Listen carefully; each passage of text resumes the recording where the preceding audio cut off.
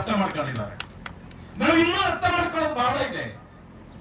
ನಾವು ಒಂದು ಅಂಬೇಡ್ಕರ್ ಅವರ ಮೂರ್ತಿ ನಿಲ್ಲಿಸೋದಾಗ್ಲಿ, ಅದಕ್ಕೆ ಒಂದು ಹಾರ ಹಾಕೋದ್ರಿಂದ ನಾವು ಅವರಿಗೆ ಗೌರವ ಕೊಟ್ಟಂಗೆ ಆಗೋದಿಲ್ಲ. ನಾವು ಬಾಬಾ ಸಾಹೇಬರನ್ನ ಸಂಪೂರ್ಣವಾಗಿ ಅರ್ಥ ಮಾಡ್ಕೊಳ್ಬೇಕು. ಅವರ ತತ್ವ ಸಿದ್ಧಾಂತಗಳನ್ನು ನಾವು ಮೈಗೂಡಿಸ್ಕೊಳ್ಬೇಕು.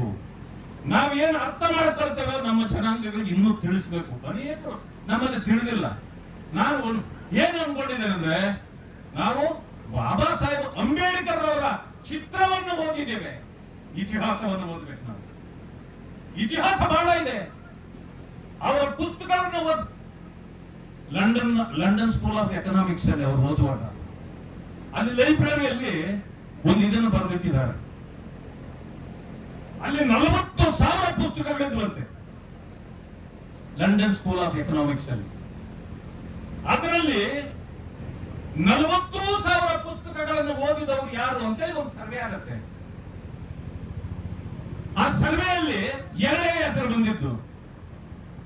ಒಂದು ಕಾರ್ಲ್ ಮಾರ್ಕ್ಸ್, ಎರಡನೇ ಹೆಸರು ಬಾಬಾ ಸಾಹೇಬ್ ಅಂಬೇಡ್ಕರ್. ಎರಡೇ ಹೆಸರು. ಇನ್ನು ಉಳಿದ 40,000 ಪುಸ್ತಕ ಅದೇ ಇದ್ವು. ಅದಾದ್ಮೇಲೆ ಒಬ್ಬರಿಗೆ ಅನುಮಾನ ಬಂತು, ಏನಪ್ಪ ಬಾಬಾ ಸಾಹೇಬ್ ಇಲ್ಲಿದ್ದಿದ್ದೇ 5 ವರ್ಷ, 5 ವರ್ಷದಲ್ಲಿ 40,000 ಪುಸ್ತಕ ಹೆಂಗ್ ಓದ್ಲಿಕ್ಕೆ ಸಾಧ್ಯ?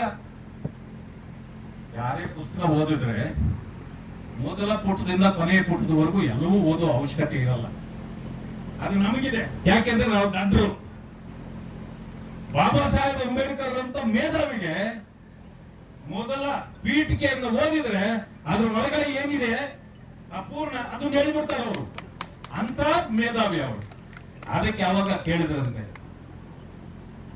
ಆ ಯಾರು ಲೈಬ್ರರಿಯನ್ನು ನೋಡ್ಕೊಳ್ತಿದ್ನೋ ಅವನು ಉತ್ತರ ಕೊಟ್ಟನಂತೆ, ನೋಡಿ 40,000 ಪುಸ್ತಕ ಸಂಪೂರ್ಣ ಓದಬೇಕಾಗಿಲ್ಲ, ರೆಫರೆನ್ಸ್ ಅಂತ ಬರ್ತದಲ್ಲ, ಆ ರೆಫರೆನ್ಸ್ ಗಳನ್ನು ತೆಗೆದು ಇದು ಓದ್ತಾರೆ. ಕೊನೆಯಲ್ಲಿ ನಿಮಗೆ ಹೆಂಗ್ ಗೊತ್ತಾಯ್ತು 40,000 ಪುಸ್ತಕ ಓದಿದ್ದು?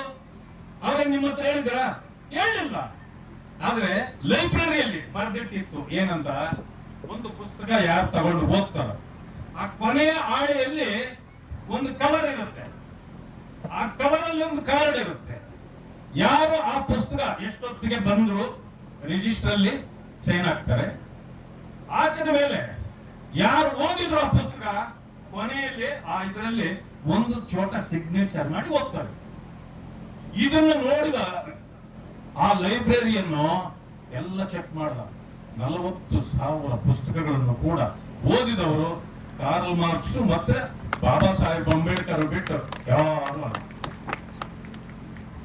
ಅವರಿಗೆ ಜ್ಞಾನ ಎಲ್ಲಿಂದ ಬಂತು? ಜ್ಞಾನ ಎಲ್ಲಿಂದ ಬಂತು? ಒಂದು ಇನ್ಸಿಡೆಂಟ್ ಹೇಳ್ಬೇಕು ನಿಮಗೆ.